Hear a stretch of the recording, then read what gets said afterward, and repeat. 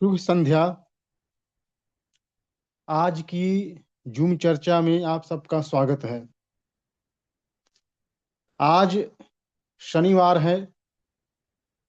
हम इस दिन समसामयिक विषय पर बात करते हैं।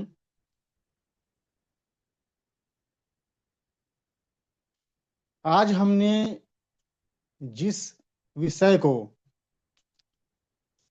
चर्चा के लिए रखा है वह विषय है न्यूयॉर्क के मेयर जोहरान हमदानी के द्वारा लिखा गया उमर खालिद को पत्र। यह पत्र अभी हाल ही में चर्चा का विषय रहा।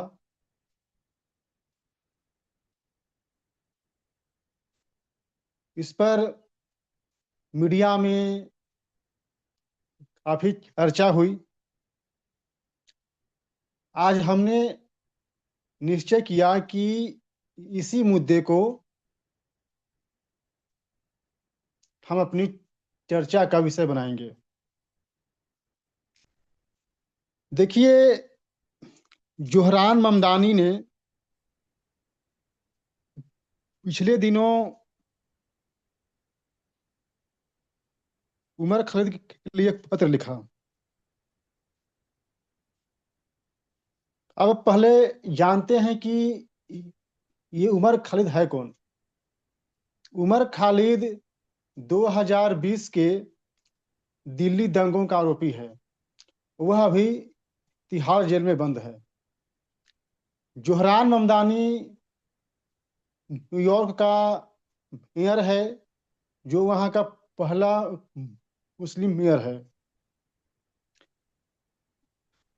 जोहरान हमदानी के बारे में अगर हम बात करें तो हम आते हैं कि यह व्यक्ति मीरा नायर और महमूद हमदानी का बेटा है। आप लोग जानते हैं कि मीरा नायर एक फिल्मकार रही है, जिसने बहुत सी फिल्मों का निर्माण किया है।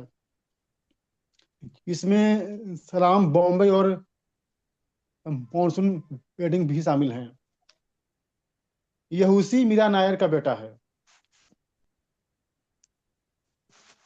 इसके बाप का नाम है महमूद हमदानी, जो कोलंबिया यूनिवर्सिटी का प्रोफेसर है। ये जो उमर खालिद है, वर्तमान में यह तिहाड़ जेल में है। अब बात है कि इसे चिट्ठी इसने लिखी कैसे, उसने किसको सौंपा। अभी बात यह है कि उमर खालिद के माता पिता को जोहरान हमदानी ने यह पत्र लिखा है। ये दिसंबर 2025 में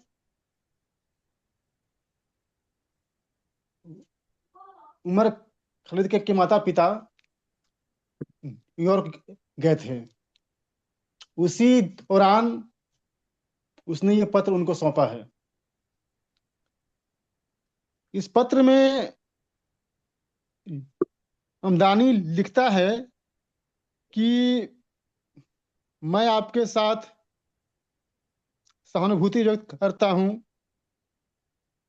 और हमें अच्छा नहीं लग रहा, मतलब इस तरह की बातें उन्होंने की।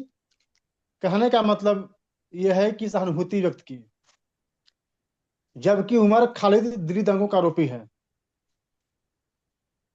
इसके अलावा एक और व्यक्ति है जो आज क्या कांग्रेस का टॉपिक मेंबर है, रखा है? जो न्यूयॉर्क का अमेरिकन मेयर है कांग्रेस का मेंबर है। उसका नाम है जेम्स पी मैक गवर्न। उसने भी अमेरिका में भारत के राजदूत विनय मोहन क्वात्रा को एक चिट्ठी लिखी। और उसने उस चिट्ठी में इस बात पर चिंता व्यक्त की कि वह जो दिल्ली दंगों में जो आरोपित हैं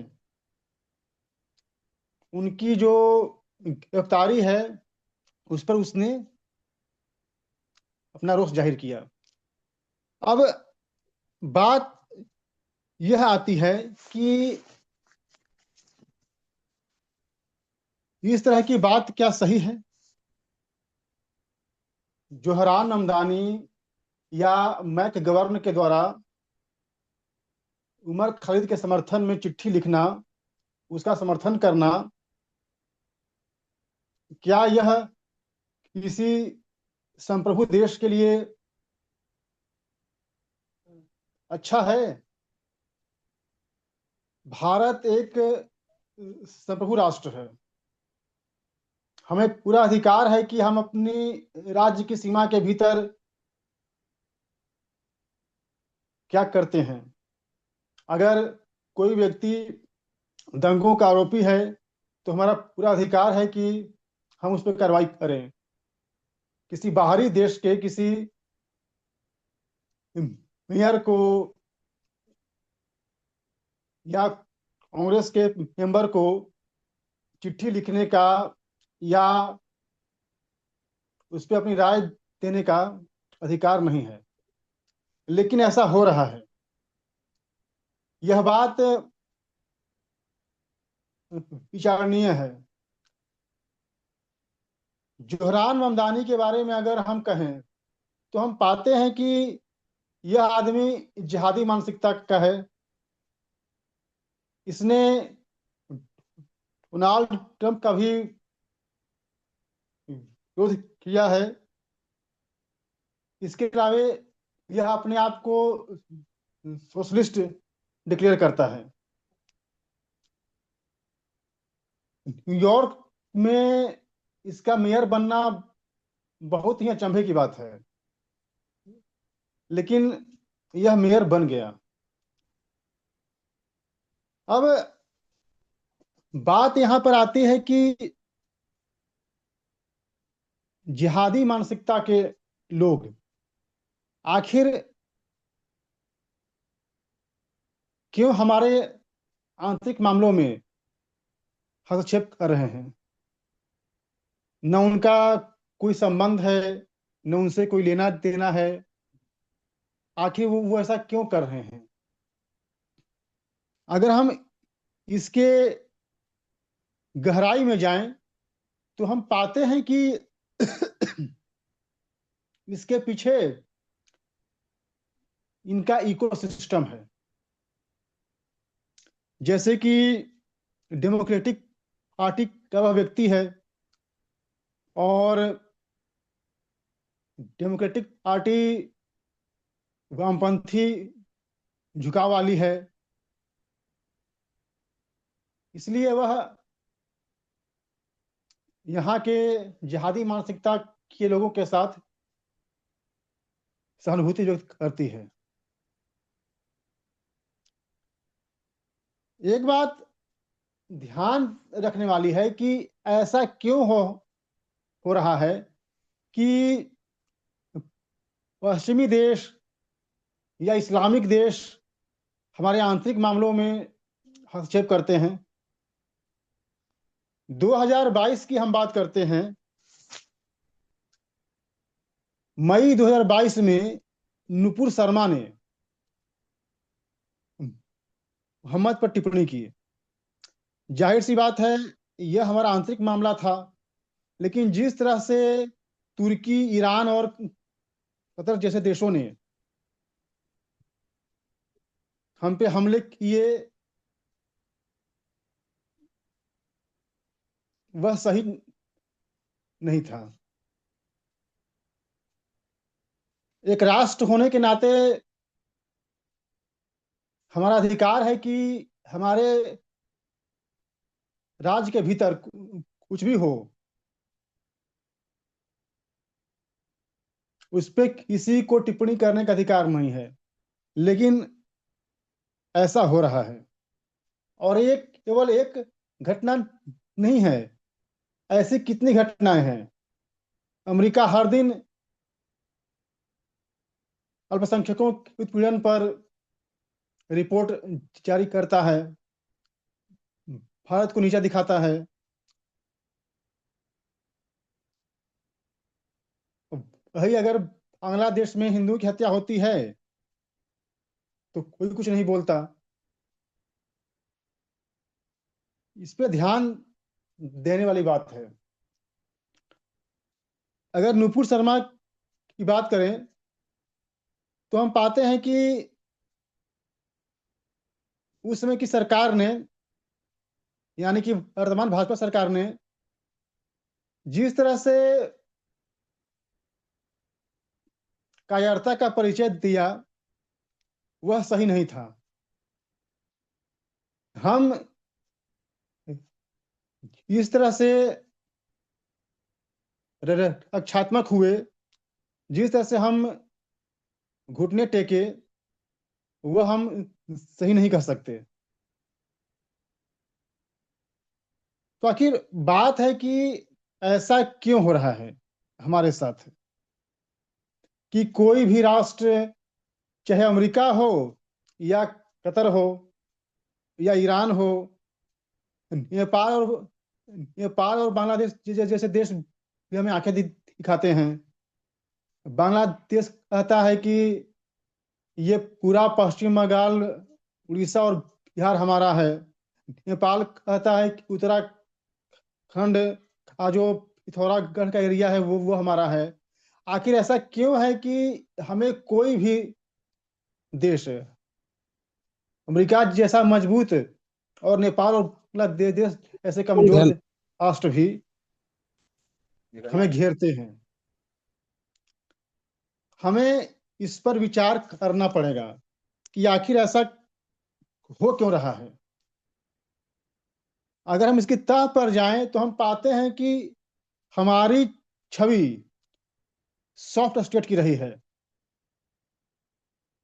हमें कोई कुछ भी बोल दे, हम शांत रहते हैं,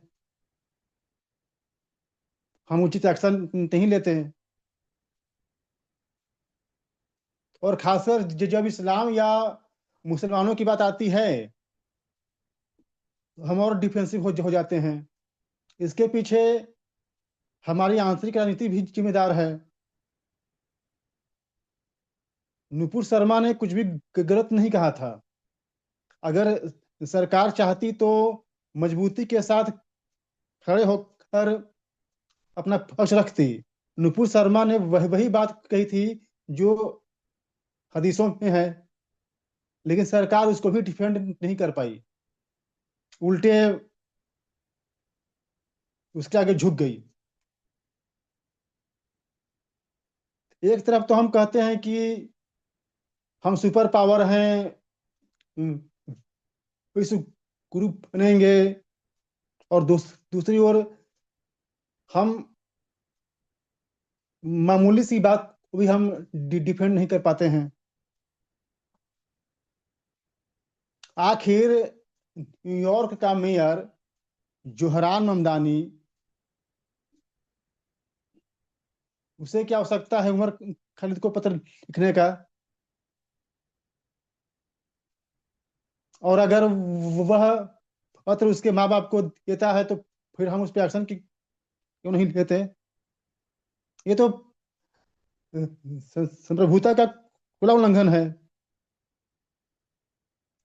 और वो भी जो जो एक गवर्न है, उसने भारत के राजदूत को चिट्ठी लिखी है।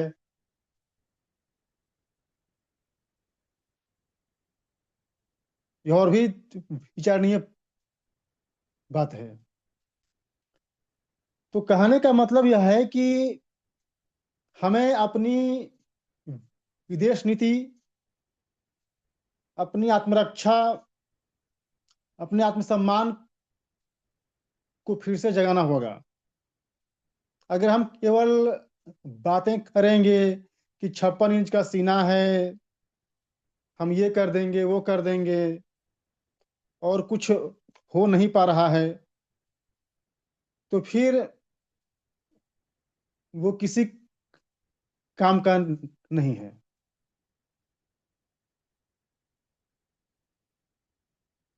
आए दिन इस तरह की घटनाएं हो रही हैं और हम कुछ नहीं कर पा रहे हैं। तो ये तो आज का जो विषय था उसे रखने का मतलब या उद्देश्य यही था कि हमें जानना चाहिए कि आखिर ऐसा हो क्यों रहा है, क्यों हर कोई यांत्रिक मामलों में टांग अड़ा रहा है और हम कुछ नहीं कर पा रहे हैं।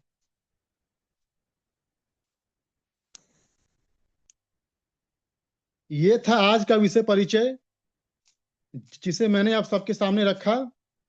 आप लोगों ने मेरी बात को सुना। आप सबका धन्यवाद। धन्यवाद विपुल जी। बाकी के साथी बताएं।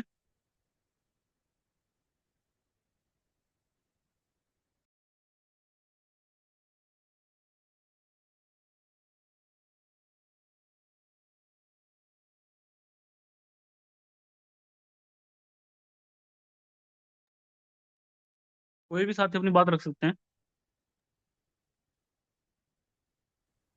भाई इसमें मैं मुझको ये कहना है कि बताइए श्रीमान। इसमें 56 इंच के सीने का क्या दोष है? और सब तो ठीक है, ममदानी पूरा दुनिया को गर्म कर रखा है। अभी तो शाहरुख से अधिक गर्म थोड़े कोई करेगा। अभी तो शाहरुख खान ने वो मुसलमान को रखा, पूरा हिंदुस्तान गर्म हो गया। जबकि वो क्रिकेटर 10 साल से आईपीएल खेल रहा है, सभी टीमों के साथ खेला। ये समझिए दुनिया का मिजाज। इसमें 56 इंच को क्यों खींच लाते हैं? वो क्या करेंगे? ममदानी के यहाँ जाएंगे, यूएसए, 56 इंच वाला।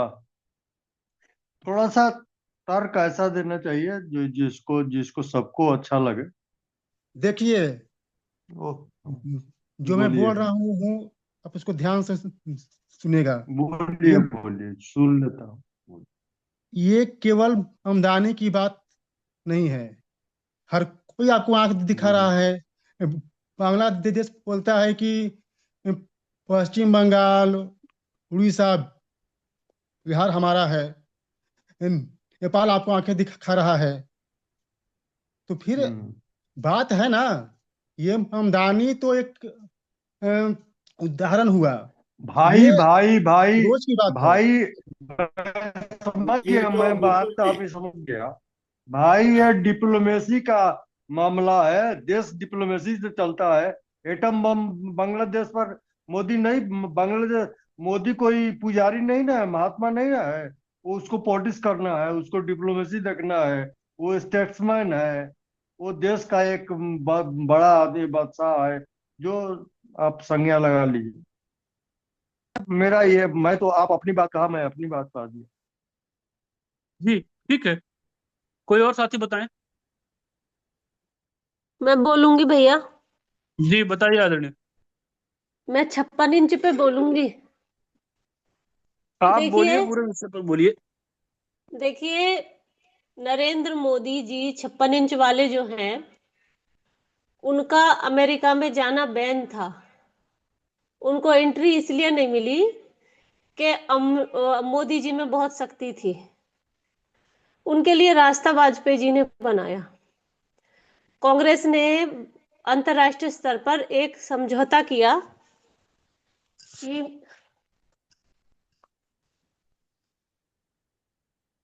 एक समझौता किया हवा कि अंतरराष्ट्रीय परमाणु प्रसार संधि, उसके अंतर्गत भारत कभी भी परमाणु परीक्षण नहीं कर सकता। तो लेकिन वाजपेयी जी ने उसको, अंतरराष्ट्रीय जो दबाव जो था भारत के ऊपर, वाजपेयी जी ने पोखरण में परमाणु परीक्षण किया और उन्होंने यहां तक कहा कि हमें अंतरराष्ट्रीय स्तर पर किसी से सर्टिफिकेट की जरूरत नहीं है, किसी से मान्यता की जरूरत नहीं है और हमें इसकी अनुमति की जरूरत नहीं है। तो एक अभी जो बात आएगी, वो खिलाड़ी भी जो है 10 साल से खेल रहा है। 10 साल से, तो 10 साल पहले तो बांग्लादेश ने में भी कोई दीपू दास नहीं जलाया था। मोहम्मद अली जिन्ना पाकिस्तान और भारत का बंटवारा होने से पहले भारत का एक नागरिक था, भारत में रह रहा था, लेकिन किसको पता था कि ये सेपरेट नेशन की बात करेगा। तो जब व्यक्ति अपनी नीति बदल ले और अपनी नियत बदल ले, तो अपने यहाँ भी एक नीति है, सठे साठ्यम समाचरित, टिट फॉर टैट, जैसे को तैसा। तो कमजोर होके मतलब हमको नेहरू जी जो थे, जब जम्मू कश्मीर का मुद्दा था उसको अंतरराष्ट्रीय स्तर पर जो लेके गए, संयुक्त राष्ट्र संघ में जो लेके गए कि भाई हमारी समस्या है, ये हमारी अंतर घरेलू समस्या थी, और नेहरू जी इतने कमजोर थे कि वहां पे जो घुटनों के मतलब जो हम उन पे आश्रित हो गए, जो हमने अपनी कमजोर स्थिति दिखाई, वो उससे भारत की छवि जो है कमजोर हो गई। और विश्व के अंदर एक ईसाई समुदाय और एक मुस्लिम समुदाय, ये दोनों ही कट्टर पुरजोर, इनका प्रयास ये रहता है कि हम अपने समुदाय को सशक्त करें, विश्व स्तर पे मजबूत करें, और एक दूसरा जो अन्य समुदाय है उसको डाउन करें। ये पॉलिसी इनकी सदैव से रही है, और उसी षड्यंत्र का शिकार भारत हुआ। अभी कैसे कहते हैं कि धर्मनिरपेक्ष राज्य है भारत, एक धर्मनिरपेक्ष देश है, लेकिन फिर मदरसा बोर्ड क्यों बनाया गया? तो फिर वो उसके लिए अलग से क्यों मतलब ये निकाला गया कि भाई आप जाओगे वहां हज यात्रा के लिए, ये सब सुविधाएं फिर धर्म के नाम पे क्यों दी गई? तो ये सब जो खेल है ना, जिस षड्यंत्र में भारत फंस चुका है बड़े स्तर पे, इसको तो हम जब तक बहादुरी नहीं दिखाएंगे, जब तक हमारे मेरा तो मैं तो वही कहूंगी, जब तक हम अपनी तलवारें अपने हाथों में नहीं रखेंगे, हर बच्चा भारत का बहादुर नहीं होगा, तब तक। अभी बार बार सुनने में आता है, हम न्यूज़ सुनते हैं तो कई लोग बोलते हैं कि भारत केवल तब तक सेकुलर है, भारत में तब तक केवल शांति है जब तक यहाँ पे हिंदू मेजोरिटी में है। जिस दिन पाकिस्तान और बांग्लादेश और अफगानिस्तान की तरह माइनॉरिटी में हिंदू हो जाएगा, वहां से समाप्त हो जाएगा और शांति शांति में बदल जाएगी। ये तो खुला प्रमाण हम लोगों को मिल रहा है, तो अभी भी हम नहीं जागे तो मोदी जी का कमजोर मतलब एक इतना कमजोर मोदी जी इतना शोर मचाते हैं कि हमने पाकिस्तान में ये कर दिया, वो कर दिया, वो कर दिया, खुलेआम जो है बांग्लादेश जला रहा है, आपके देश के नागरिकों को मार रहा है। तो अब आपकी बहादुरी कहाँ चली गई है? अब आप क्यों नहीं दिखाते हैं बहादुरी? तो ये सब क्या है? ये खेल है। अब पता नहीं चलता ना कि मोदी जी मतलब कर क्या रहे हैं। इधर पाकिस्तान की इस देश की इंटरनेशनल सिक्योरिटी का कुछ पता ही नहीं है। यहाँ की 5-5 लाख लोग शादी करके महिलाएं बैठी हुई हैं पाकिस्तान में। भविष्य के लिए कितना बड़ा खतरा है। कहीं से हम सुरक्षित हैं? हमारी कमजोर सरकार है, मेरा ये मानना है, हमारी कमजोर सरकार है, हमारा शासन बहुत कमजोर है, उसको अभी बहुत मजबूत होने की जरूरत है। बस मेरी बात समाप्त होगी। जी धन्यवाद। बाकी के साथी बताएं।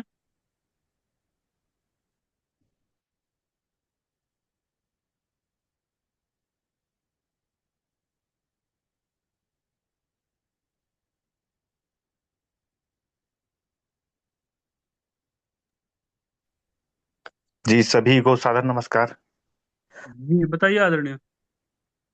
जी, ये बोल रहा था, ये आज का जो विषय है, दानी जी द्वारा जो पत्र लिखा गया है उमर खालिद को, और उसमें से जो है क्या संप्रभुता पे भारत के हमला है जो मुख्य विषय है हमारा, तो बिल्कुल हमला है, इसमें कोई शक वाली बात नहीं। निर्विवादित रूप से ये भारत की संप्रभुता पे हमला है। दूसरा है बिंदु है कि क्या ये उसकी जिहादी मानसिकता का सोच है, तो बिल्कुल ये भी इससे भी समर्थित हो, क्या भी उसकी जिहादी मानसिकता का सोच है। इसके अलावा ये है कि भाई इसका कारण क्या है, निवारण क्या है भारत के संदर्भ में, भारत के संदर्भ में क्या इसका कारण है और निवारण क्या है।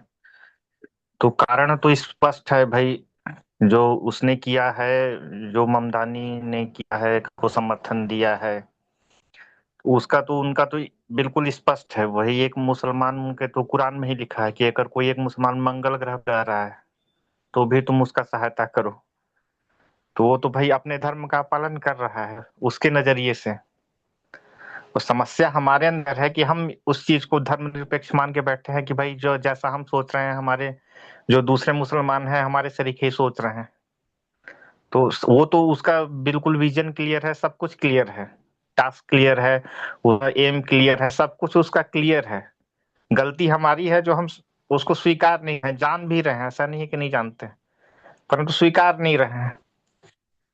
और तीसरा चीज ये है कि इसमें जो सरकार की बात है कि सरकार का क्या रोल है।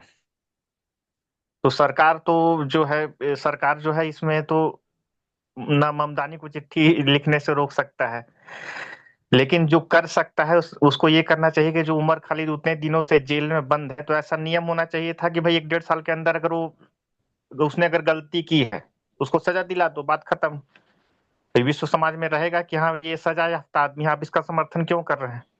भाई आपने ही नो, आप जो है उतने दिनों से बंद है वो 3 4 साल से, ठीक है, तो या तो उसको सजा दिलाओ, या सजा नहीं दिला रहे हो तो रिहा करो, दो में से एक काम होगा।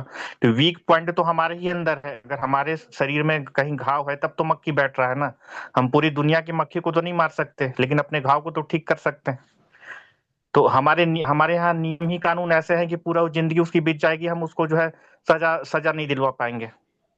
यही अगर कठोर कानून रहता है 1 डेढ़ साल के अंदर आप जो है उसको सजा दिलवाइए, खत्म कीजिए कहानी। मौत का सजा, जो भी सजा है जी, आजीवन कारावास या जो भी है, खत्म कहानी। किसी को बोलने का मौका ही नहीं रहता कि भाई आप 5 साल से क्यों बंद है। तो सरकार की गलती तो है ही इसमें, भाई ऐसा नियम आप क्यों नहीं बना के रखे हैं। तो हम ऐसा नहीं बोल सकते कि 56 इंच के सीने की गलती नहीं है। अगर वो हमारे नेता हैं तो कहीं तो अप्रत्यक्ष अप्रत्यक्ष रूप से बिल्कुल जिम्मेदार हैं वो। धन्यवाद।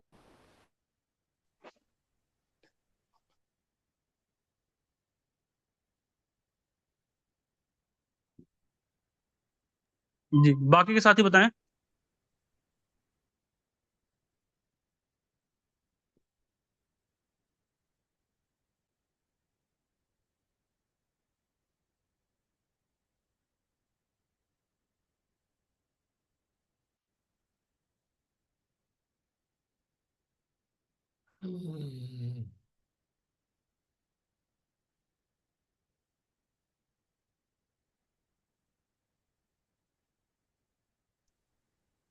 आप सभी बंधुओं को नमस्कार।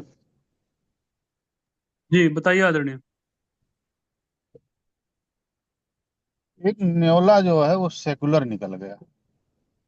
उसने कहा कि मेरी सांपों से कोई दुश्मनी है नहीं, मैं सांपों से लड़ूंगा नहीं। और उसके पड़ोसियों ने कहा कि तुम कायर हो, हमारी दुश्मनी जन्मजात है, हम एक दूसरे के दुश्मन हैं।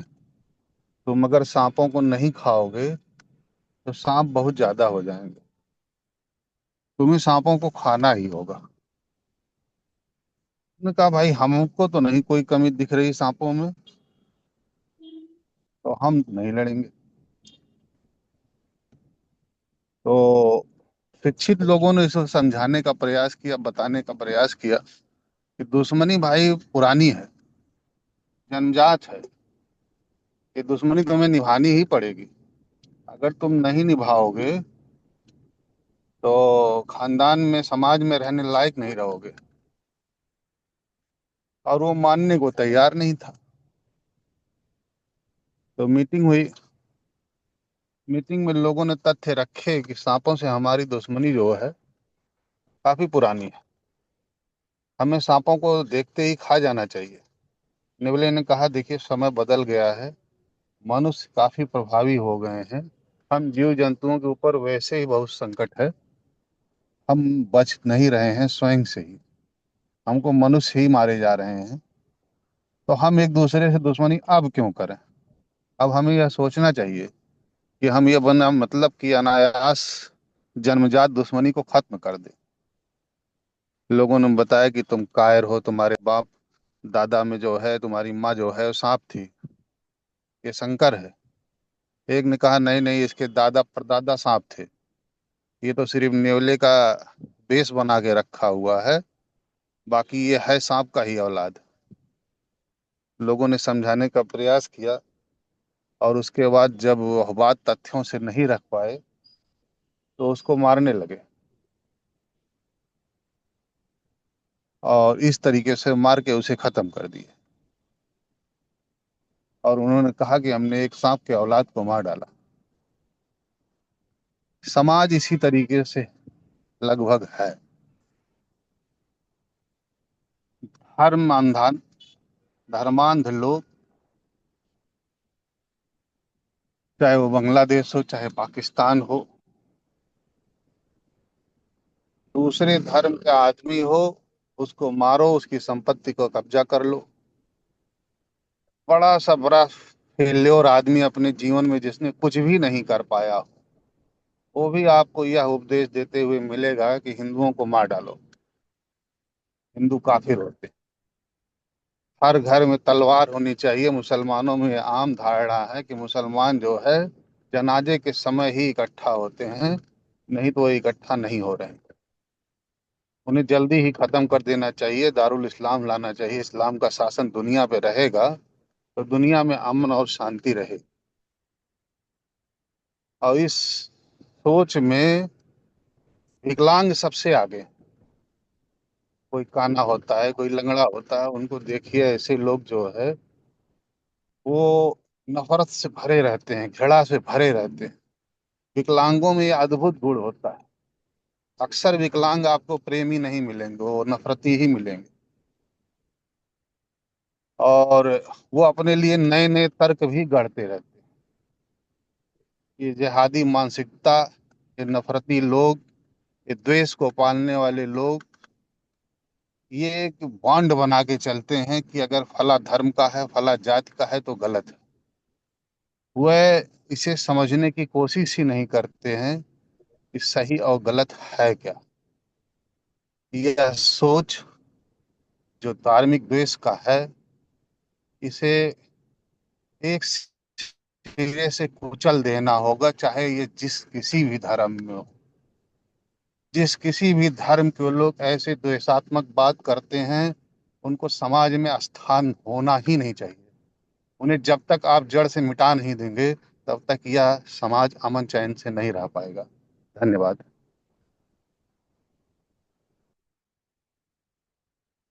जी, बाकी के साथी बताएं।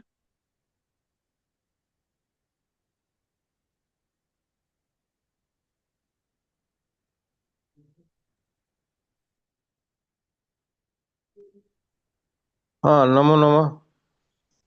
जी बताइए आदरणीय। धन्यवाद।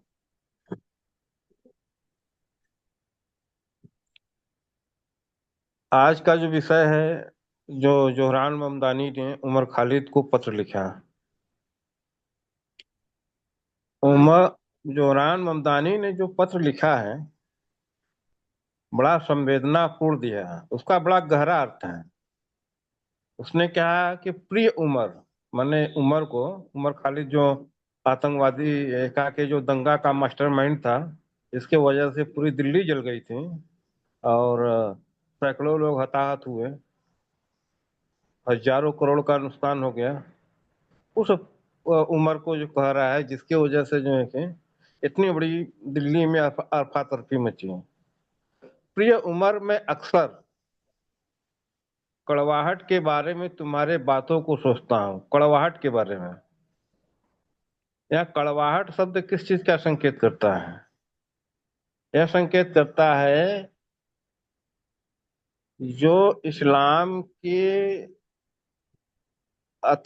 आक्रामकता के प्रतिकार करने वाले हैं, उससे जो कड़वाहट पैदा हुई, उसके बारे में लेकर तुम्हारी बातों को सोचता हूँ। इसका बड़ा गहरा अर्थ है। माने इस्लाम के आतंक का, आक्रामकता का प्रतिकार करना एक प्रकार के कड़वाहट को इंगित करने वाला है। माने फिर भी इस्लाम से यदि कोई नफरत करता है या इस्लाम के प्रति प्रतिकारात्मक स्थिति रखता है। और ममदानी जो है कि जो है ममदानी जो है विश्व के सबसे प्रगतिशील विकसित जो सिटी है उसके जो है कि मेयर बनते हैं। और न्यूयॉर्क का मेयर अपने आप में जो है कि एक बहुत बड़ा नेता माना जाता है। वो अमेरिका का, भविष्य में वो अमेरिका का राष्ट्रपति भी बन सकता है। माने न्यूयॉर्क का मेयर को बहुत बड़ी हस्ती माना जाता है। भविष्य में उसके राष्ट्रपति पद के चुनाव लड़ने के रास्ते खुले हैं। संभवतः ऐसा व्यक्ति जो है कि राष्ट्रपति भी बन जाए, कोई बड़ी बात नहीं है। और इसमें ऐसे जिहादी मानसिकता के सोच के लिए अमेरिका में प्रश्रय कैसे दिया जाए? अमेरिका अपने आप में खुद को ही बहुत अत्यंत प्रगतिशीलवादी और जो है कि आधुनिक विज्ञानवादी और जो है कि ये सब बातें प्रस्तुत करता है और विश्व के समस्याओं को निराकरण के लिए, शांति के लिए क्रेडिट लेने में आगे रहता है। वहां का एक ऐसा प्रतिष्ठित व्यक्ति जो है इस तरह की बात कहता है कि सोचता हूँ, आगे कहता है, तुम्हारे बारे में सोचता हूँ मैं इस बात की अहमियत को कि इसे खुद पर हावी न होने दिया जाए। तुम्हारे माता पिता से मिलकर अच्छा लगा, हम सब तुम्हारे बारे में सोच रहे हैं। उसमें एक प्रकार का समर्थन, एकजुटता इस्लाम को लेकर के उसमें जो है कि इसका पूरे दर्शन में आ जाता है। अब यहाँ विचार करना है कि अमेरिकी समाज क्या ऐसे व्यक्ति को राष्ट्रपति भी बना सकती है, या इसका जो है कि राजनीतिक करियर भविष्य में कैसा है, इस पर विचार होना चाहिए कि अमेरिका का ऐसे लोगों सपोर्ट करता है या मुहरा बनाता है। यदि देखा जाए तो अमेरिका जो है कि कायद पाला हुआ जो है कि बगदादी और लादेन, अमेरिका का पाला हुआ ही जो है कि ये पाकिस्तान, न्यूयॉर्क है। निश्चित ही जो विश्व की सबसे बड़ी शक्तियां हैं वो इस्लाम को रॉ मटेरियल के रूप में इस्तेमाल करती हैं, यानी कि वो अपना विश्व में प्रभुता पूरी तरह स्थापित करने के लिए वे इस्लाम का किस तरह से इस्तेमाल करते हैं। एक प्रकार से इस्लाम का प्रभाव माने वैश्विक जो ग्लोबलाइजेशन है, जो वैश्विक उच्चतम जो व्यक्ति, उसका क्या उस पर प्रभाव है इस्लाम का, और वह इस्लाम को कैसे ट्रीट करता है, जो विश्व का सबसे उच्चतम जो है कि आपका तकनीकी विज्ञान और अर्थ जगत में सर्वश्रेष्ठ व्यक्ति हैं, उसमें इस्लाम का उससे इस्लाम से कैसे साझेदारी बन रही है? क्या वह ऐसे उच्च स्तर के लोग जो हैं कि इस्लाम का इस्तेमाल कर रहे हैं, ऑर्गेनाइज कर रहे हैं, उनको फंडिंग कर रहे हैं? यह चिंता की बात है। जोहरान ममदानी ऐसा कोई के बयान से कोई जो है कि फर्क नहीं पड़ेगा भारत के ऊपर, उसका जवाब दे सकता है जोहरान ममदानी, कोई हैसियत नहीं, औकात नहीं है। जोहरान ममदानी की कोई खास बात नहीं, लेकिन जिस पोजीशन में वह है और जो कंबाइंड देखा जा रहा है, यह अत्यंत चिंता का विषय है। और विश्व पर अपना प्रभुत्व स्थापित करने के लिए जिस तरह से चीन और अमेरिका दोनों लगे हुए हैं, चीन भी पाकिस्तान का इस्तेमाल करता है और बार बार जो है कि भारत जो है कि आतंकवादियों में सूची में जो बहुत टॉप के आतंकवादी थे उन पर प्रतिबंध हटाने के लिए हमेशा जो है कि चीन जो है कि मदद करता रहा पाकिस्तान को, सीधे सीधे आतंक का सपोर्ट। जबकि चीन खुद स्वयं में इस्लाम के प्रति बड़ा क्रूर रवैया है। उसने सिंजियांग प्रांत में उइगर मुसलमानों को एकदम साफ करके उनको जो है ट्रीट कर रहा है, जो है कि शरणार्थी शिविर इसको क्या कहते हैं, डेटेंशन कैंप में रख करके उनको ट्रीट कर रहा है। और इस्लाम को तो कुछ सुनता ही नहीं है वो चीन। वही हाल अमेरिका का भी है। मेरे जानते भरे में कम से कम 50 लाख मुसलमानों की हत्या की है, झूठे खाली युद्ध थोप करके, चाहे वह लीबिया हो, चाहे इराक हो, चाहे अफगानिस्तान हो, चाहे सीरिया हो। इतनी हत्याएं की है और इजराइल के माध्यम से भी हत्या करवाया है उसने। 70,000 उसने मार दिया, लेकिन फिर भी जो है कि अमेरिका खुल करके इजराइल को सपोर्ट कर रहा है। यहाँ अपने हितों के लेकर के इस्लाम के प्रति इनका क्या रवैया है, वही चीन को देखा जाता है अपने हितों को लेकर के इस्लाम के प्रति क्या रवैया है। यह चिंताजनक बात है। वही हाल जो है कि रशिया का भी है, यूरोप का भी है। अपने हितों को लेकर के इस्लाम को किस ढंग से जो है कि कंडीशन में लेते हैं। यहाँ पर कुछ देश फंस जाते हैं, जैसे भारत फंस गया, और एक देश और है दक्षिण अफ्रीका में, शायद वो भी नामीबिया ऐसे ही कोई देश है, वहाँ बस 19-20 का इस्लाम और ईसाइयत की इस्लाम ईसाइयत का वादी है।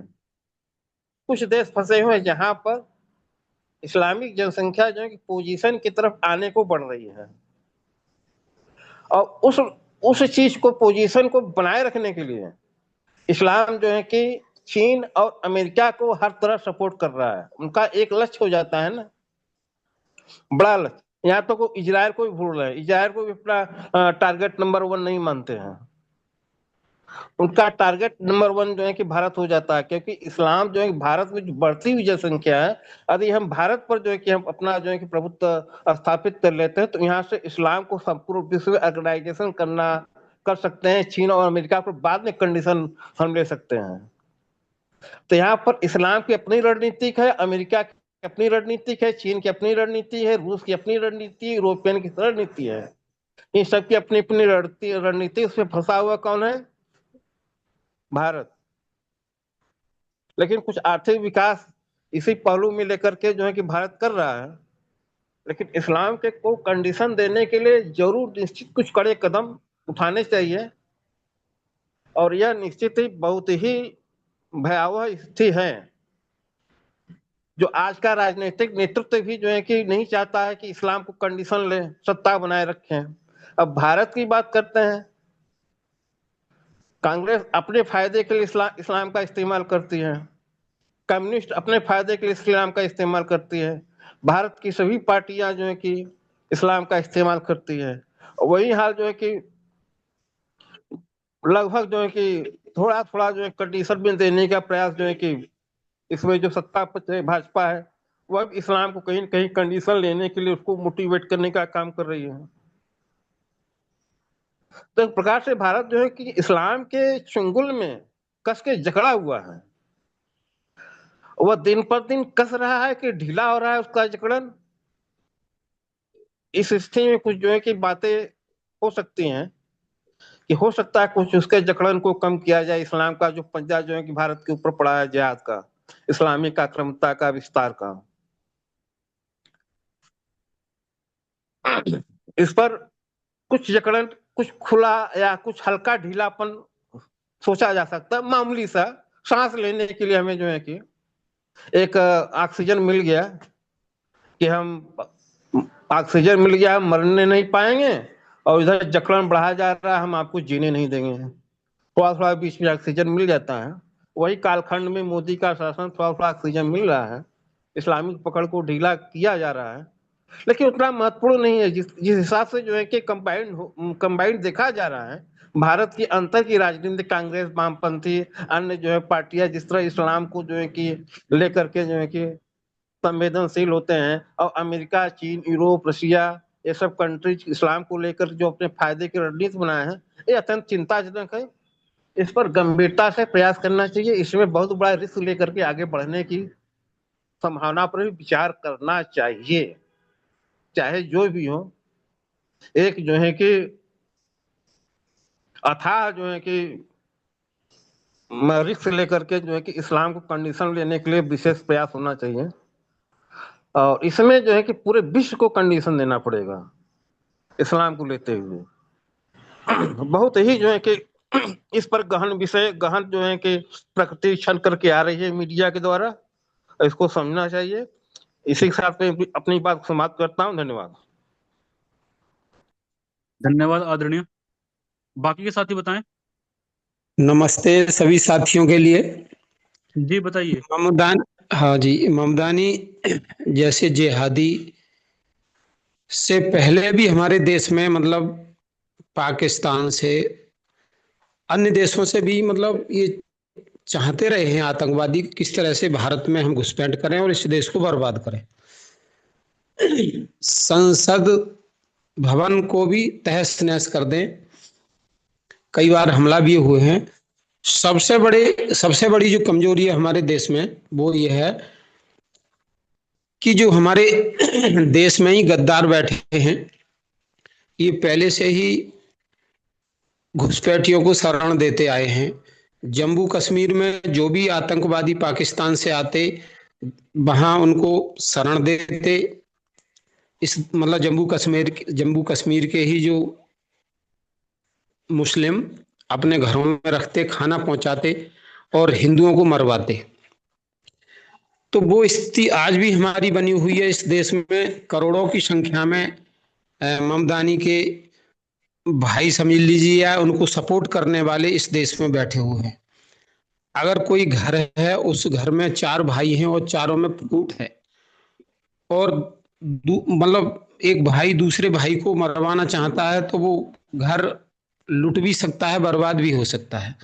अगर उन चारों भाइयों में एकता है, संगठन है, संगठित हैं वो, तभी अपनी सुरक्षा कर सकते हैं। तो एक तो सबसे बड़ी कमजोरी हमारी है, क्योंकि जो हमें बर्बाद करने के लिए हमारे ही देश में गद्दार इस देश का अन्न खाते हैं, जल पीते हैं, हवा ग्रहण करते हैं, लाभ उठाते हैं शासन प्रशासन से, और मतलब गीत विदेशी और दूसरे देशों के गाते हैं। तो ममदानी जैसे जिहादी तो पहले से भी मतलब हमारे देश को मतलब बर्बाद करने की सोचते रहे हैं, और ऐसी अफवाहों से भारत बर्बाद नहीं होगा। बर्बाद हो जाता, ये लोग अपने मंसूबे में कामयाब हो जाते यदि इस देश में कांग्रेस की सरकार होती तो। क्योंकि कांग्रेस की जब सरकार थी तो उस समय पाकिस्तान से भी आतंकवादी नेपाल के रास्ते आराम से मतलब यूपी में घुस जाते, अन्य राज्यों में भी घुस जाते, और वो अपने सफल भी हो जाते। तो इस तरह से अब हमारी सेनाएं भी सशक्त हैं, सीमाएं भी मतलब सीमाओं पर भी बंदोबस्त कर दिया गया है सरकार ने तारकशी द्वारा। ये जो सीमाएं मतलब वो है मतलब मजबूत हैं, ऐसे एकदम मतलब आ नहीं सकते आतंकवादी। तो ममदानी जैसे जिहादी तो प्लान बनाएंगे भारत को बर्बाद करने के लिए, यहाँ की एकता और अखंडता को नष्ट करने के लिए, पहले से ही बनाते रहे और आगे भी ये बनाते रहेंगे। लेकिन इनको सफलता मिलेगी नहीं। सफलता क्यों नहीं मिलेगी? क्योंकि इस देश का युवा भी मतलब अब सजग है, जाग रहा है, और हमारी सरकार भी सजग है। राष्ट्रीय मतलब जो संयुक्त राष्ट्र संघ है, वहां से भी हमें मजबूती मतलब ब्यूटी पावर वो है मिल चुकी है भारत को। तो इस तरह के जिहादी कुछ नुकसान नहीं कर पाएंगे, लेकिन हमें सतर्क रहना है। अपने ही देश में जो गद्दार बैठे हैं, जो देशद्रोही हैं, जो इस देश का पतन करना चाहते हैं, जो इस देश का इस्लामीकरण करना चाहते हैं, सजग हमें उनसे रहना है। बस इतना ही कहूंगा। जी धन्यवाद आदरणीय। बाकी के साथी बताएं।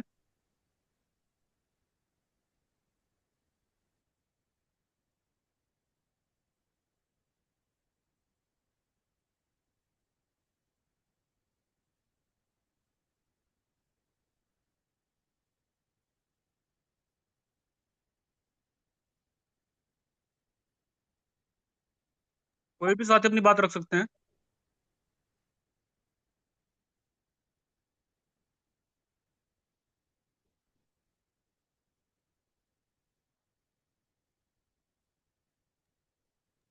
चलिए मैं थोड़ा सा इस विषय पर रखूंगा।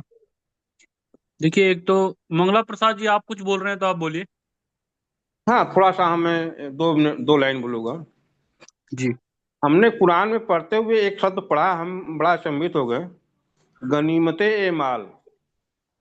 गनीमते ए माल का मतलब जो लूटी जाती है संपदा और अपहरण की हुई महिलाओं को भी लूट में शामिल किया जाता है, उसका किस तरह से बंटवारा किया जाए, उसमें कितना अल्लाह का हिस्सा, कितना खैरात है, कितना जो है कि रसूल का है, कितना पैदल सैनिक का है, कितना सवार सैनिक का, कितना जो सिपह सलार का है, उसका एक बंटवारा दिया गया। मैं समझता विश्व में एकमात्र यही एक ग्रंथ है, पहली कही है अंतिम कही है, सदग्रंथ के रूप में, इसके बाद कोई दूसरा ग्रंथ नहीं होता जहां पर लूट के माल के बंटवारे के बारे में बताया गया हो, अपहरण की हुई महिलाओं को किस ढंग से जो है कि बांटा जाए, इसके बारे में बताया गया है। यह बड़ी कष्टकारी स्थिति है। किसी धर्म ग्रंथ में और दर्शन में भी यह बात आती है। भाई ऐसे तो साहित्य तो बहुत है, मनोरंजन साहित्य है, मस्त राम के साहित्य, बहुत साहित्य, बहुत सी चीजें लिखी जाती हैं साहित्यों में, लेकिन किसी धर्म ग्रंथ में, दार्शनिक ग्रंथ में ऐसा उल्लेख होना अपने आप में जो है कि बहुत ही जो है कि महत्वपूर्ण है, और इसको जो है कि नजरअंदाज अभी तक किया जा रहा है, ये बड़ा चिंताजनक है। इस पर भी कुछ चर्चा होनी चाहिए, कहने का मतलब है। जी ठीक है। कोई और साथी अपनी बात रखना चाहेंगे? ठीक है, मैं थोड़ा सा इस पे बोलना चाहूंगा। देखिए, जो मामला आया है अमेरिकी मेयर कामनदानी का, जो मामला आया है, उसने भारत पर एक टिप्पणी कर दी, और या जो शर्जिल इमाम भी बंद है, उसके बाद जो है उमर खालिद भी बंद है। ये सभी जो है, इन पे जो एक्ट लगा हुआ है, वो एक्ट लगा हुआ है, यूएपीए एक्ट लगा हुआ है, जो कि एक आतंकवादी विरोधी कानून है। और इस कानून की खासियत ये है कि इसमें जो है किसी तरह का बेल वगैरह, ग्रांट वगैरह जो है नहीं मिलती है। और ये मतलब सबसे अधिक आप ये कह सकते हैं कि जो हीनियस क्राइम में या जो है वो टेरर एक्टिविटीज में जो इन्वॉल्व होते हैं, उन्हीं पर ये लगाया जाता है। तो न्यायालय ने भी इस बात को, इस एक्ट को देखते हुए जमानत देने से उनको इनकार कर दिया था। लेकिन पिछले 5 सालों से देखा जाए तो कोई ट्रायल नहीं हुई है, और ट्रायल करने के बाद सरकार को जो है चाहिए कि उसमें सजा भी जो है तय की जाए। लेकिन ये दिखाई देता है कि अभी तक इसमें कोई प्रोसेस या प्रोग्रेस हो नहीं रही है। तो इस पर तो कुछ मुझे लगता है कि सरकार को स्पष्ट करना चाहिए। दूसरी बात, जब आती है ममदानी की बात आती है, तो अभी एक तो ममदानी का स्टेटमेंट आया, या उसने एक लेटर भेजा, उसके पेरेंट्स से भी मिला वो। और उसके बाद अमेरिका के 8 जो सांसद हैं, उन्होंने भी इस तरह की बातें कही, या और जो प्रतिनिधिमंडल है वहां से भी ऐसी बातें आई। लेकिन इसके अतिरिक्त आप देखेंगे अभी ईरान में क्या हो रहा है। तो ईरान में जो है वो इस्लाम के विरुद्ध पूरी तरह से आंदोलन चल रहा है। और हो सकता है कि खामनेई की सत्ता भी चली जाए, क्योंकि वहां पर महिलाओं ने पूरी तरह से विरोध कर दिया है, सड़कों पर प्रदर्शन हो रहे हैं। तो एक तरफ से ईरान भी जल रहा है। तीसरी तरफ आप देखेंगे इधर बांग्लादेश। बांग्लादेश में कल अमेरिकी सेना जो है एंटर हुई है। अब वो उनकी एंट्री जो है जिस नाम पर भी हुई हो, लेकिन वो पूरा का पूरा जो एरिया है वो इंडो स्पेसिफिक रीजन में आता है, जिसकी हम लोग बहुत लंबे समय से बात भी कर रहे थे कि ये जो बांग्लादेश को अनस्टेबल किया गया, वो इसीलिए किया गया, अमेरिका को बेस चाहिए था। वो मणिपुर को भी अनस्टेबल करना चाह रहे थे कि मणिपुर जो है एक जो है क्रिश्चियन कंट्री बना दिया जाए अलग से, वहां उनको बेस मिल जाए। कश्मीर में भी उनके इस तरह से प्रयास रहे थे कि उसको सेपरेट करके वहां पर अमेरिकी बेस हो जाए। पाकिस्तान में उनका ऑलरेडी बेस बना हुआ है। आपको पता है कि पाकिस्तान के जो न्यूक्लियर्स हैं, वो सारे के सारे अमेरिका के ही कंट्रोल में है। अगर भारत हमला नहीं करता तो ये बात खुल करके भी नहीं आ पाती। दूसरा है, इंडो स्पेसिफिक रीजन में जापान के पास जो है उनकी एक फ्लीट खड़ी रहती है। तो पूरी दुनिया को तो उन लोगों ने बांट रखा है, कहाँ किस तरह से जो है सरकार बदलनी है, उसके लिए भी प्रयास कर रहे हैं। और ये प्रयास तो भारत में भी लंबे समय से चल ही रहा है।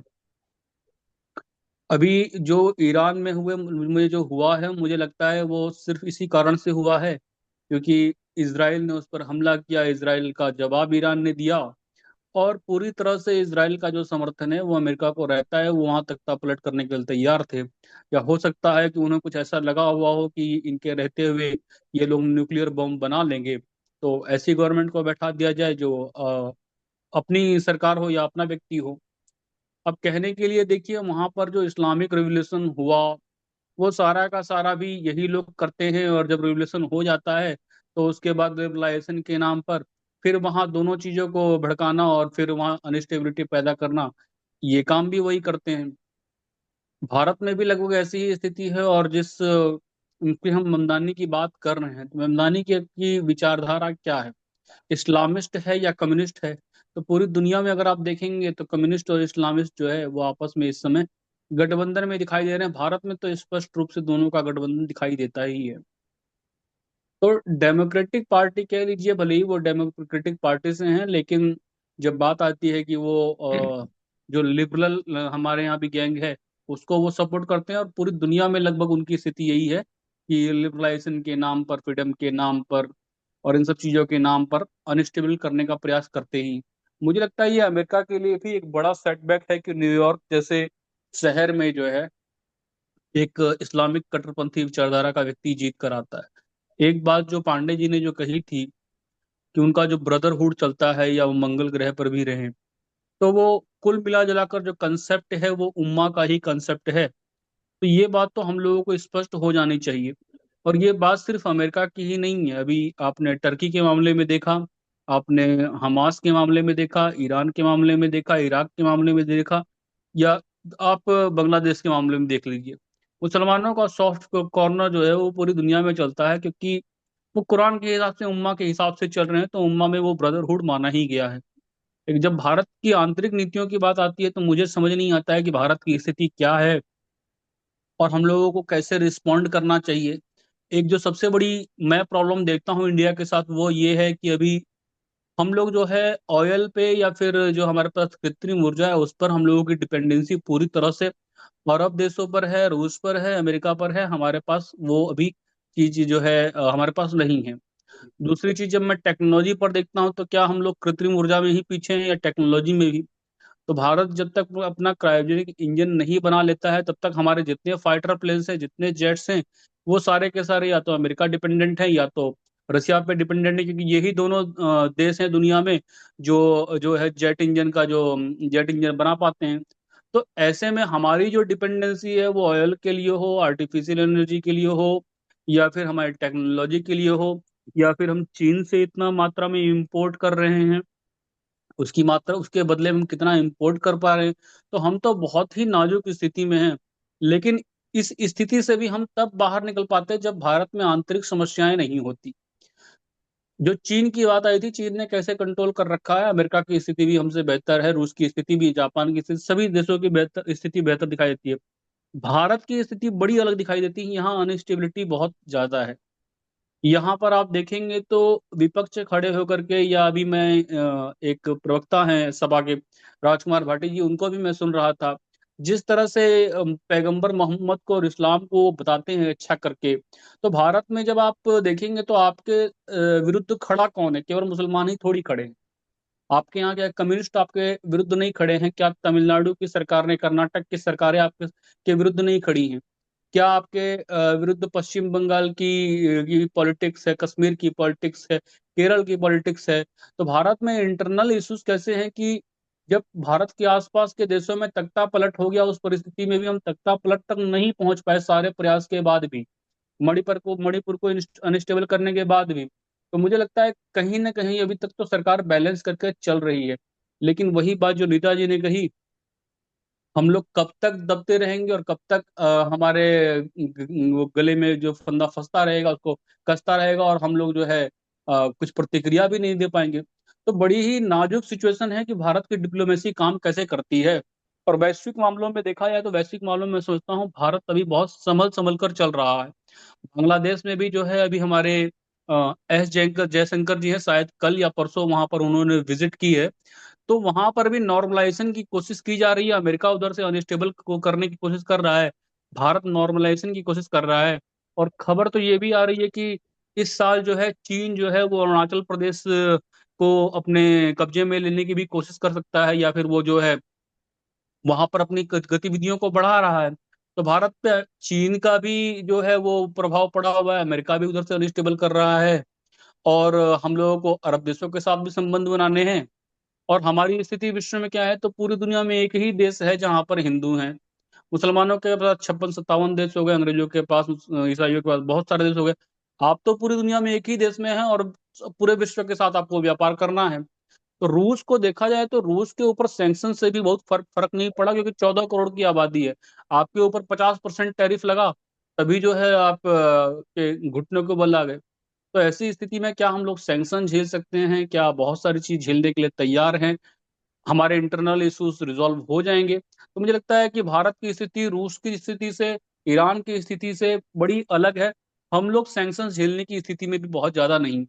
मैंने अपनी बात रख दी है, बाकी के साथी बताएं।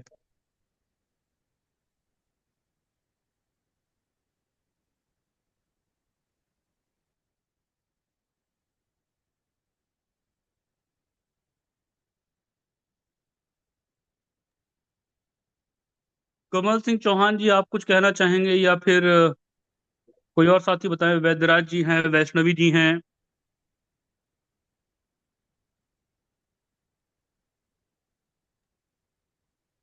जो साथी नहीं, या मोहन जी आप कुछ बोलना चाहेंगे, रख सकते हैं। आज की चर्चा में सभी जुड़े हुए साथियों का अभिवादन है। आज की चर्चा आदरणीय ने रखा है उमर खालिद और जोहरान ममदानी। तो उमर खालिद और जोहरान ममदानी जो है,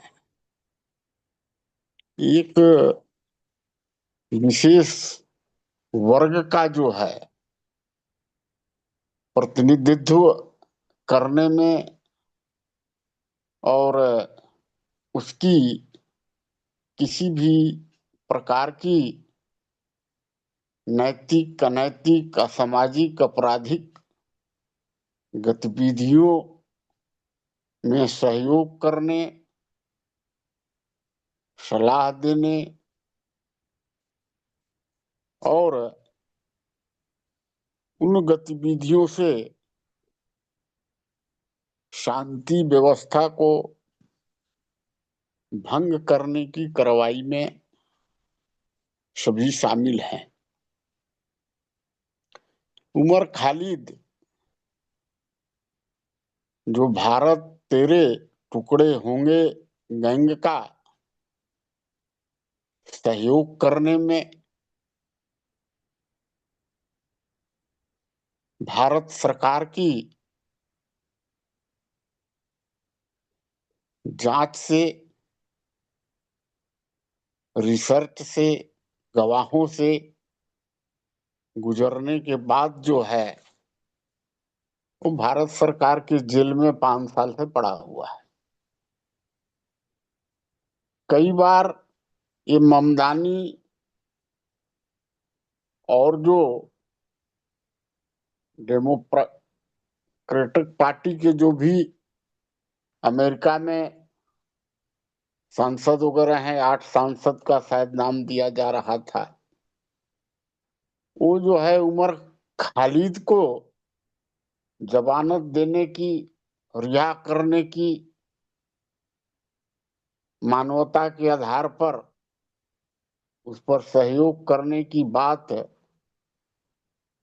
वो कर रहे थे। उन्होंने उनके परिवार को खत भी लिखा कि हम आपके साथ हैं, आपके दुख दर्द में हम शामिल हैं। लेकिन जो उमर खालिद भारत की जो अस्मिता है उसको खंडित करने के, उस पर जो शांति को भंग करने में उसने जो अपना देशद्रोह का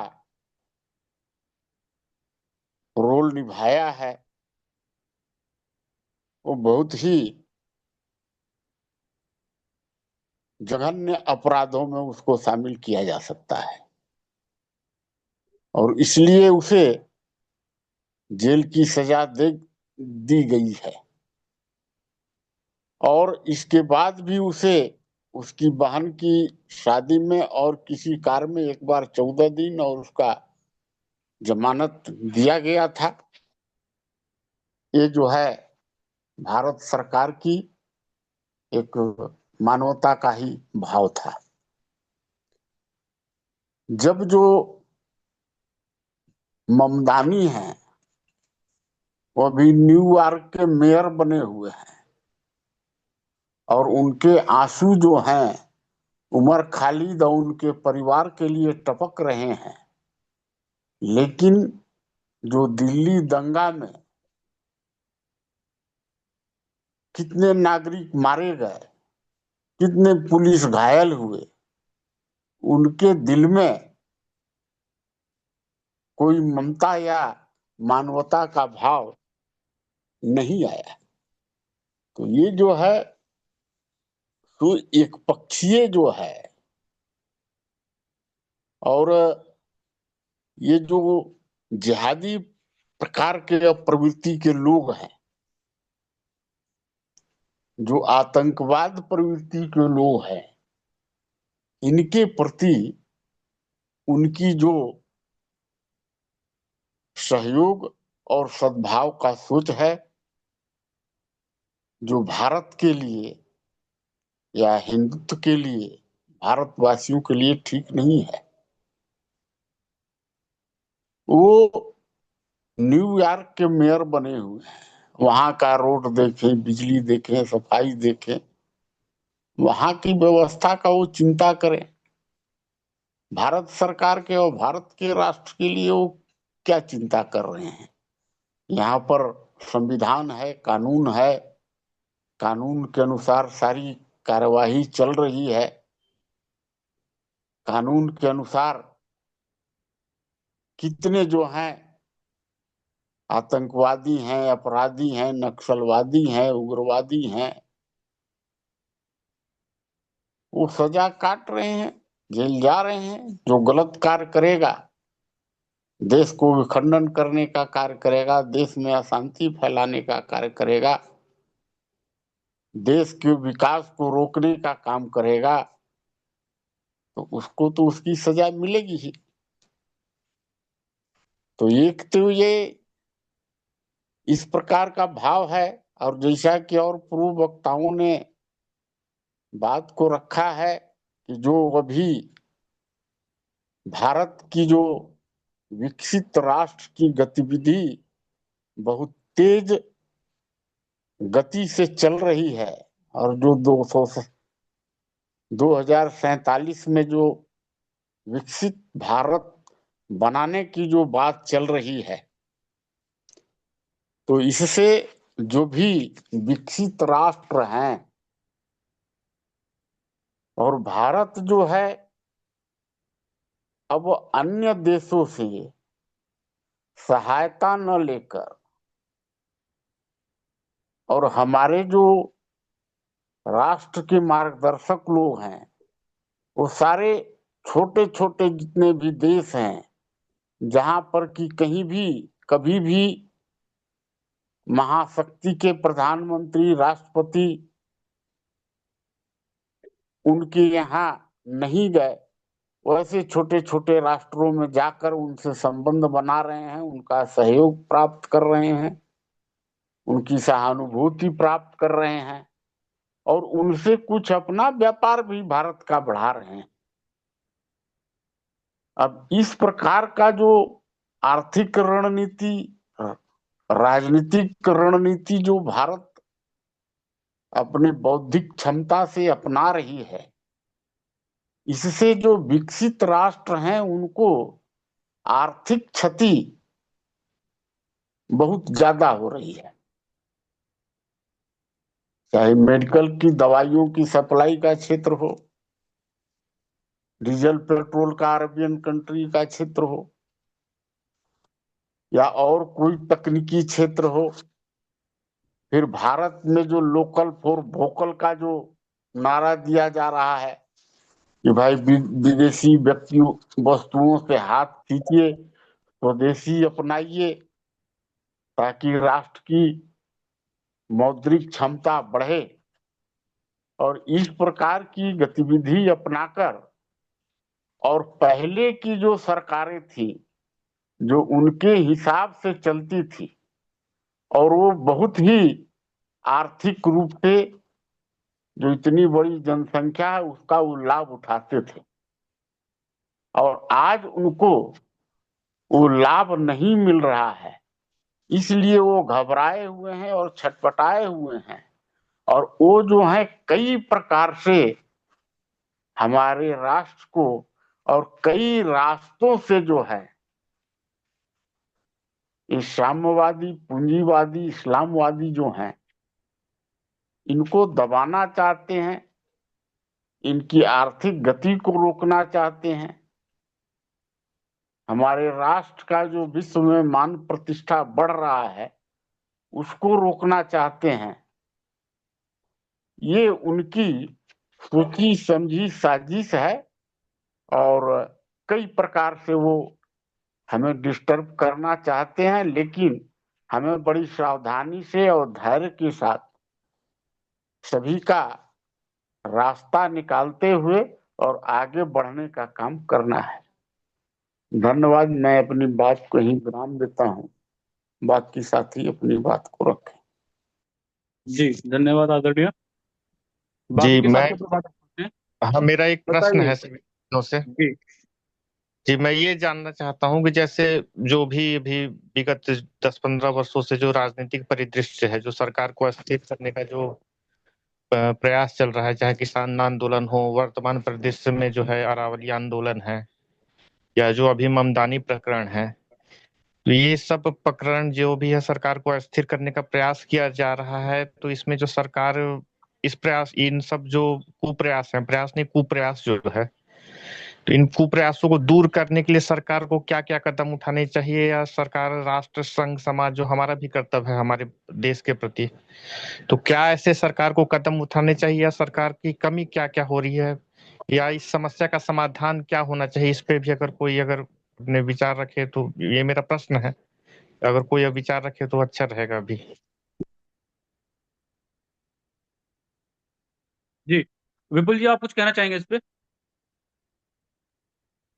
नहीं, मैं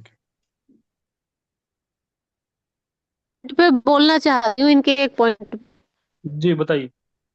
ये ममदानी वाला जो प्रकरण है, मुझे अभी ऐसा लगता है कि पीछे जो हमारे जम्मू कश्मीर में जो आतंकवादियों का जो अटैक हुआ, उसके बाद जो भारत ने प्रतिक्रिया करी पाकिस्तान पे जो अटैक किया, और उसके बाद राहुल गांधी ने, विपक्ष ने, और मतलब क्योंकि राहुल गांधी एक ऐसा व्यक्तित्व है जिसके भारत ने में नहीं अंतर्राष्ट्रीय स्तर पर भारत विरोधी शक्तियों के साथ संपर्क और संबंध है। और राहुल गांधी जो भी एक्शन करता है, मुझे लगता है कि वो एक साजिश के तहत होता है, एंटी नेशनल हमेशा उसका एक मूवमेंट होता है भारत के खिलाफ। तो इसने मिलके मोदी जी को फंसाने की कोशिश की कि अमेरिका को भारत का मतलब उस मामले को इतना, मोदी जी को बड़ी सूझबूझ से काम लेना चाहिए था। अगर विपक्ष हल्ला कर रहा था कि डोनाल्ड ट्रंप के कहने पे युद्ध को विराम क्यों दे दिया गया, तो इसको अनदेखा कर देना चाहिए था मोदी जी को, और मोदी जी को अमेरिका से एक दुश्मनी मोल नहीं लेनी चाहिए थी। और अगर, क्योंकि अपने घरेलू मामले को प्रेशर से दबाना चाहिए था मोदी जी को, चाहे राहुल गांधी को या किसी भी इस तरह के व्यक्ति को जेल में डालना पड़े, तो मोदी जी को वो कदम उठाना चाहिए था, लेकिन उन्होंने नहीं उठाया। और मुझे लगता है कि उसी की ये प्रतिक्रिया है कि जो ममदानी वाला प्रकरण आया है निकल के, डोनाल्ड ट्रंप यदि आज साइलेंट है तो केवल इसी वजह से है कि वो भारत से विरोध की स्थिति में है, उसका अपना एक अंदरूनी विरोध हो गया। अभी मोदी जी को मुझे लगता है कि अंतर्राष्ट्रीय स्तर पर अमेरिका के खिलाफ ये दबाव बनाना चाहिए, ये मामला अंतर्राष्ट्रीय स्तर पर उठाना चाहिए कि भाई ये जो इसका मेयर है ये एक मुस्लिम व्यक्ति है, और इसके उमर खालिद या किसी भी देश के व्यक्ति के साथ इस तरह का उसका जो पत्र है, इसके संबंध रहे हैं, इसका एक सपोर्ट सहयोग रहा है। तो अमेरिका का ये इसका साइलेंट होना ये क्या दिखाता है? मुझे लगता है कि इस मामले को इस समय भारत को संयुक्त राष्ट्र संघ में अंतर्राष्ट्रीय स्तर पर उठाना चाहिए, ताकि अमेरिका का भी जो छवि है वो और सबके सामने पहले भी आ चुकी है और एक बार आए, और उससे अमेरिका फिर से भारत पे उतना दबाव नहीं बना पाएगा, मुझे लगता है ये। जी मेरी बात समाप्त हो गई। जी देखिए, बाबा जी, एक आप कुछ बात इस आप पे लोग रखेंगे? भूल जा रहे हैं जी कि ममदानी ट्रंप को हरा के जीता है। तो अमेरिका अमेरिका को हम ट्रंप के आधार पर तौलें कि ममदानी के आधार पर तौलें? ममदानी एक न्यूयॉर्क के मेयर हैं, और ये बात सिद्ध है कि ट्रंप की सारी ताकत लगने के बाद भी वो जीत गया। तो हम दोनों को एक कैसे मान लेंगे कि ये टिप्पणी अमेरिका ने की है? मेरे हिसाब से तो ये टिप्पणी अमेरिका की तो नहीं है, यह टिप्पणी ममदानी की है। ममदानी की माँ हिंदू है। अब कई तरह के पेच है इसके अंदर भी। फिर एक बात और आई है कि ममदानी ने टिप्पणी नहीं की है। ममदानी से मिलने, ये जो जेल में बंद है, उसके माता पिता वहां गए मिलने, और उसने जा करके वहां जो कुछ समझाया बुझाया, और उस पर एक कागज में ममदानी ने 2 लाइन या 4 लाइन लिख दी, एक कागज में। कोई बहुत बड़ी टिप्पणी वाली बात भी नहीं आई है अभी। फिर भी, और जो ब्रजेश जी ने बताया कि वहां के 7 सांसदों ने भी उसके पक्ष में आवाज उठाई है। तो इस स्थिति में हम लोगों को जोश में आने की जगह परिस्थितियों के मुताबिक अपने को तौल करके, अपनी स्थिति देख करके और आगे का कदम उठाना चाहिए। वर्तमान समय में अमेरिका ने भारत पर टैक्स लगा दिया, तो भारत अकेला दुनिया में अकेला देश है जिसने ट्रंप की खुशामद नहीं की। चाइना तक ने ट्रंप से बात की। ये अलग बात है कि चाइना और ट्रंप के बीच में फिर समझौता हुआ, चाइना ने कुछ कदम उठाया, कुछ ट्रंप ने उठाया, लड़ते झगड़ते अंत में समझौता हो गया। सारे दुनिया के देश अमेरिका से बात करने के लिए तैयार हो गए, बात करके समझौता कर लिए। अकेला भारत रह गया जिसने ट्रंप से बात नहीं की। तो परिस्थिति के अनुसार हम लोगों को ज्यादा भावना में बह करके और अपने को हम सब कुछ मान लें, हमारे पास क्या कमी है, हमारे पास सब कुछ है। वो आज ही तो वेनेजुला के राष्ट्रपति को, अभी दोपहर के बाद राष्ट्रपति को राष्ट्रपति भवन से ट्रंप ने उठवा लिया। अब आप सोचिए, और सारी दुनिया क्या करती रह गई। किसी देश के राष्ट्रपति को एकाएक जा करके और हेलीकॉप्टर से उतार करके और उठा करके और अमेरिका में ले आए, राष्ट्रपति और उसकी पत्नी को। तो ऐसी परिस्थितियों में हमें किससे दुश्मनी मोल लेनी चाहिए और किससे प्रेम से, परिस्थिति के अनुसार। तो मेरा विचार यह है कि बुद्धि से काम लेना ज्यादा अच्छा है। ज्यादा ताव में आना, भारत अभी इतना शक्तिशाली नहीं हो गया है अभी कि भारत अमेरिका बन गया है, ऐसा अगर कोई मानता है तो मेरे हिसाब से गलत है। तो अपनी ताकत खुद तौलनी चाहिए। देखिए, सब बुजुर्गों ने कहा है कि बंद मुट्ठी बहुत उपयोगी होती है। अगर आपने मुट्ठी खोल दी तो पोल खुल जाएगी, कुछ नहीं है। इसलिए बहुत सोच समझ करके ही इस प्रकार के संवेदनशील विषयों पर अपनी बात रखनी है। कि बस इतना ही हम शॉर्ट में हेलो। और बताइए। जी बताइए हेलो। आदरणीय। जी भाई, भाई साहब सभी लोगों को प्रणाम। जी इस विषय पे मैं थोड़ी सी ये बात रखना चाह रहा था कि जिस प्रकार से हम देखते हैं कि विदेशों में जाकर के हमारे विपक्ष के कुछ नेता, विपक्ष इन सेंस अभी अभी मौजूदा परिस्थिति में जो भी विपक्ष के नेता हैं वो एक ही पार्टी या एक ही विचारधारा से बिलोंग करके जाकर लोगों की यूनिवर्सिटियों में, विदेशों की सभाओं में ये कहते हुए मिलते हैं कि भारत में लोकतंत्र खतरे में है और अमेरिका को या यूरोप को लोकतंत्र बचाने के लिए हस्तक्षेप करना चाहिए। इसी सेम चीज को कोरिलेट किया जाए इस प्रकरण से तो हमें पाएंगे कि ममदानी डेमोक्रेटिक पार्टी से वहां के मेयर हैं। उनकी चिट्ठी लिखना इशू नहीं बनी थी।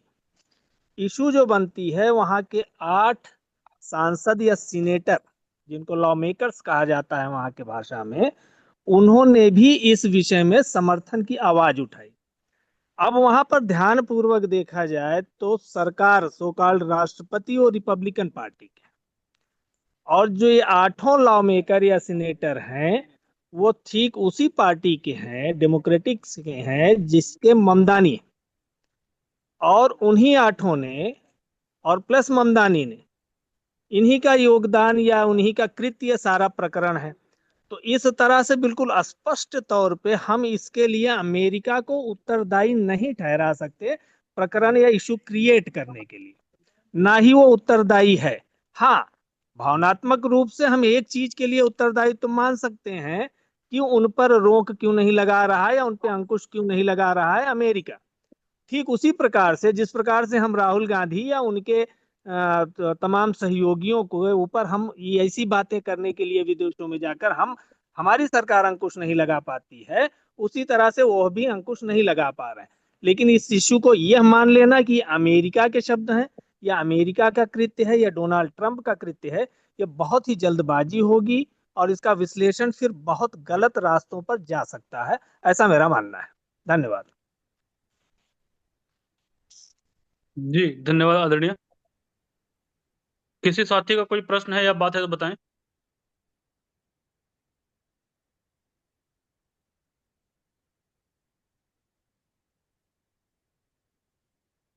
बताइए कोई प्रश्न किसी का हो किसी से, क्योंकि सब तरह की बातें आई हैं, दोनों तरह की। तो कोई किसी से प्रश्न करना चाहे।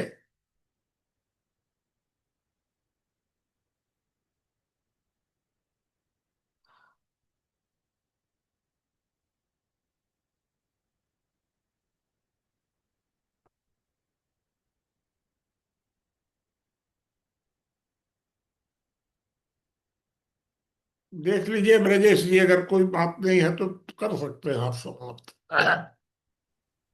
जी ठीक है, तो आज की चर्चा को फिर यहीं समाप्त कर सकते हैं।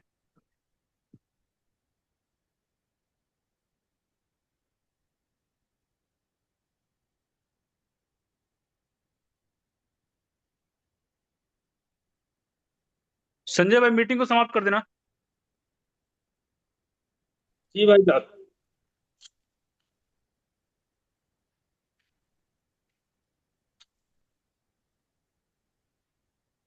ठीक है, मुझे लगता है शायद संजय बिजी होंगे, आप लोग मीटिंग को छोड़ सकते हैं।